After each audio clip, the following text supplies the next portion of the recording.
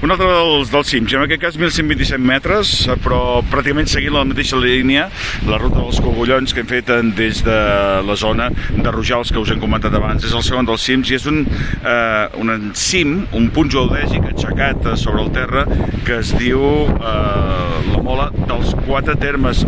Es confon molt amb la taula dels Quatre Valles, es confon molt amb la Mola d'Estat que està aquí pràcticament al costat i que és el cim essencial d'aquesta zona. Si ho podeu escoltar, doncs perfecte, si no, doncs ho deixarem per una altra ocasió. La vista també és magnífica en moltes zones que ja hem visitat anteriorment i que, com podem veure, doncs estem seguint en tota aquesta ruta que ens portarà fins a la següent. Hem pujat uns metres i ens aguantem de son. Mercè, hola!